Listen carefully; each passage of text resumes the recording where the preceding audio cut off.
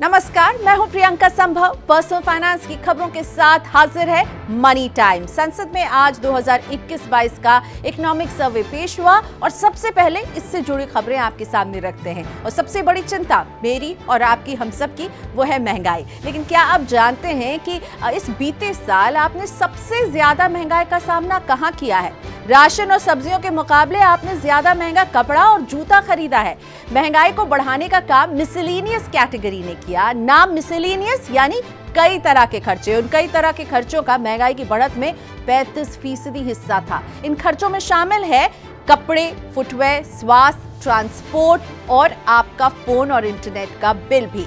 महंगाई के मोर्चे पर तेल ने भी खूब खेल किया है। फिर चाय खाने का तेल हो या गाड़ी चलाने वाला, फल, सब्जी, दाल, चावल जैसे खाद्य सामान के मुकाबले तेल की महंगाई ने हमारे और आपके लिए महंगाई को खूब हवा दी है। अप्रैल से दिसंबर 2020-21 में कुल महंगाई में फ्यूल का हिस्सा 2.3% था, जो 21-22 में 14.9% के स्तर पर पहुंच गया। अप्रैल से दिसंबर 21-22 के दौरान खाने के तेल की महंगाई का जो योगदान रहा है वो 30.9% रहा है। भारतीय अर्थव्यवस्था भविष्य की चुनौतियों से निपटने के लिए कितनी है तैयार, ये भी हमें इकोनॉमिक सर्वे में पता चलता है। वित्त मंत्री निर्मला सीतारमण ने 2021-22 की आर्थिक समीक्षा को पेश करते हुए कहा कि भारतीय अर्थव्यवस्था वित्त वर्ष 2022-23 में 8 से 8.5% की दर से बढ़ेगी। वृद्धि अनुमान इस धारणा पर आधारित है कि आगे कोई महामारी संबंधी आर्थिक व्यवधान नहीं आएगा, मॉनसून सामान्य रहेगा, कच्चे तेल की कीमतें $70 से $75 प्रति बैरल के दायरे में रहेंगी और वैश्विक आपूर्ति श्रृंखला के व्यवधान इस दौरान लगातार कम होंगे। समीक्षा में कहा गया कि तेजी से हुए टीकाकरण, आपूर्ति पक्ष के सुधार तथा नियमों को आसान बनाने के साथ ही अर्थव्यवस्था भविष्य की चुनौतियों से निपटने को अच्छी तरह से तैयार है।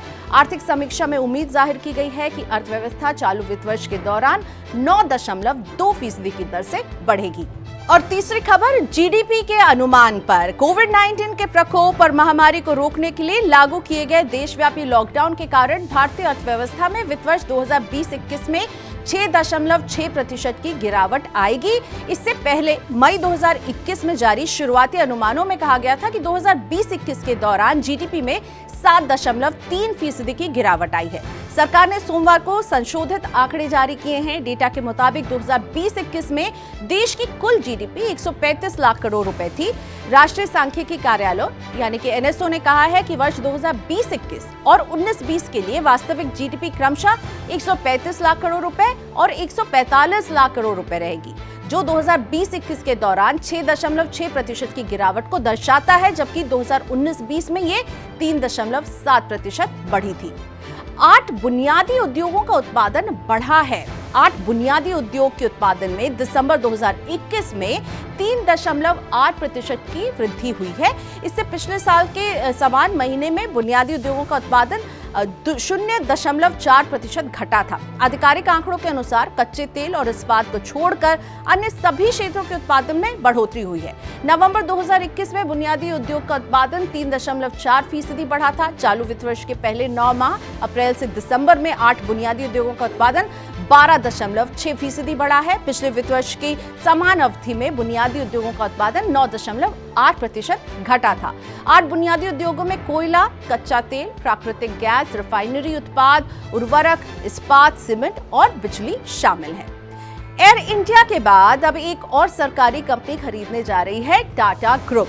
सरकार से एयर इंडिया खरीदने के बाद अब टाटा ग्रुप नई तैयारी में है। सरकारी कंपनी खरीदने की जो इसकी तैयारी चल रही है उससे जुड़ी खबर आपको बताते हैं। सरकार ने सार्वजनिक क्षेत्र की कंपनी नीलाचल इस्पात निगम लिमिटेड यानी NINL को 12,100 करोड़ रुपए में Tata steel long product limited को बेचने के प्रस्ताव को मंजूरी दे दी है। NINL सार्वजनिक क्षेत्र की 4 कंपनियां MMTC, राष्ट्रीय खनिज विकास निगम, भेल और मेकॉन लिमिटेड समेत ओडिशा सरकार की 2 कंपनियों का संयुक्त उद्यम है। NIL का ओडिशा के कलिंगर में 11 लाख टन की क्षमता वाला एकीकृत इस्पात संयंत्र है। कंपनी भारी घाटे में चल रही है और ये संयंत्र 30 मार्च 2020 से बंद पड़ा हुआ है। आर्थिक समीक्षा के बाद आज सेंसेक्स में अच्छा उछाल नजर आया। यूरोपीय बाजारों में अच्छी शुरुआत तथा एशियाई बाजारों में मजबूत रुख से घरेलू बाजार में तेजी को बल मिला। 130 शेयर वाले बीएसई सेंसेक्स अच्छी बढ़त के साथ खुला था और पूरे सत्र के दौरान इसमें तेजी रही है। अंत में ये 813 अंक मजबूत होकर 58,014 अंक पर बंद हुआ है। सेंसेक्स में आई इस तेजी से निवेशकों की संपत्ति में 3.33 लाख करोड़ रुपए का इजाफा हुआ। नेशनल स्टॉक एक्सचेंज का निफ्टी 237 अंक मजबूत होकर 17,339 अंक पर बंद हुआ। सेंसेक्स के शेयरों में आज टेक महिंद्रा, विप्रो, बजाज फिनसर्व, इन्फोसिस, एसबीआई और पावर ग्रुप प्रमुख रूप से लाभ में रहे। दूसरी तरफ इंडसइंड बैंक, कोटक बैंक और एचयूएल में दबाव रहा। भारत में स्मार्टफोन बाजार का आकार बढ़कर और बड़ा हो गया है। भारत का स्मार्टफोन निर्यात पिछले वित्त वर्ष की तुलना में 11% बढ़कर 16.9 करोड़ इकाई पर पहुंच गया है। भारत के स्मार्टफोन बाजार का राजस्व 2021 में 38 अरब डॉलर के पार चला गया, जो पिछले वर्ष की तुलना में 27% बढ़ा है। काउंटर पॉइंट रिसर्च के मुताबिक भारतीय स्मार्टफोन बाजार में 2021 में उपभोक्ता मांग अधिक रही, जिससे ये सर्वश्रेष्ठ प्रदर्शन वाला वर्ष रहा है।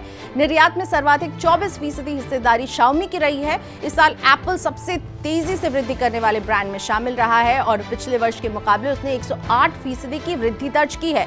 5G तकनीक वाले मोबाइल फोन का निर्यात पिछले वर्ष की तुलना में इस वर्ष 555% बढ़ गया है और श्रेणी के निर्यात में सर्वाधिक 19% हिस्सेदारी वीवो की रही है।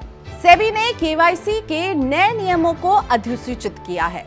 सेबी ने अपने ग्राहक को जानो यानी कि केवाईसी पंजीकरण एजेंसियों के लिए नए नियमों को अधिसूचित किया है। नए नियमों के तहत पंजीकृत मध्यस्थों द्वारा उनके सिस्टम पर डाले गए केवाईसी रिकॉर्ड का केआरए को स्वतंत्र तरीके से सत्यापन करना होगा। यह अनिवार्य होगा। अधिसूचना में कहा गया है कि इस तरह की एजेंसियों को ग्राहकों के केवाईसी रिकॉर्ड के संबंध में अपलोड, संशोधन, डाउनलोड का ऑडिट सत्यापन बनाए रखना है।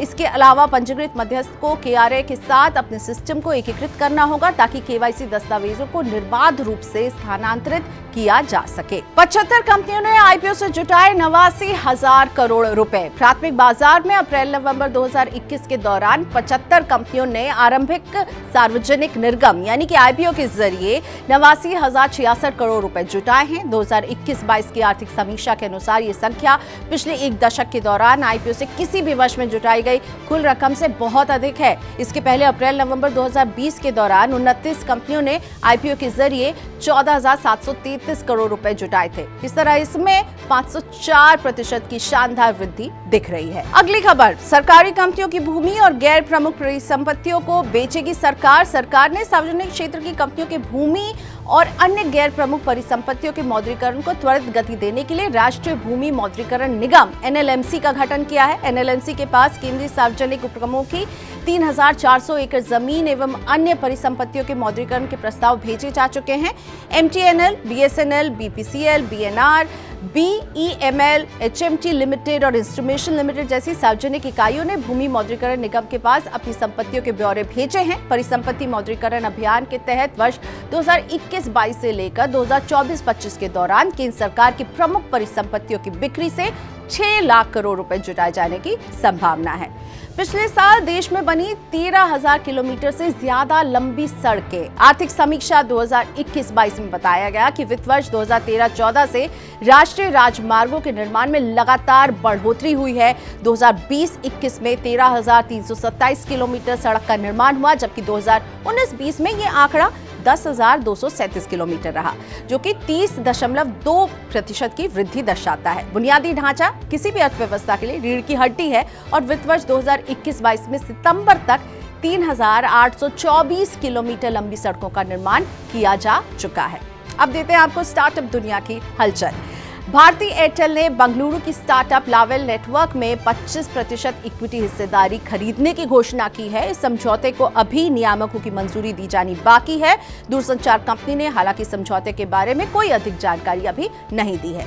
चलते चलते आपको देते हैं IPO update. AGS transact technologies का शेयर आज लिस्ट हुआ 176 रुपए पर बीएसई पर। इसका इश्यू प्राइस 175 रुपए का था। कंपनी का शेयर बहुत ही मामूली प्रीमियम पर लिस्ट हुआ है। एनएसई पर कंपनी का शेयर 175 रुपए पर लिस्ट हुआ है, यानी जो आईपीओ का भाव था उसके आसपास ही हमने देखी एजीएस ट्रांसैक्ट की लिस्टिंग। मनी टाइम में इतना ही, दीजिए इजाजत। लेकिन हाँ, चलते चलते आपसे ये गुजारिश जरूर करेंगे कि मनी 9 के यूट्यूब चैनल को जरूर सब्सक्राइब कर लीजिए, क्योंकि हम इकोनॉमी, अर्थव्यवस्था और आपकी जेब से जुड़ी खबरों को डीकोड करते हैं। और साथ में आप जुड़ सकते हैं मनी 9 के साथ इसके ट्विटर पेज पर, इंस्टाग्राम पर और फेसबुक पर भी। अभी के लिए दीजिए इजाजत, नमस्कार।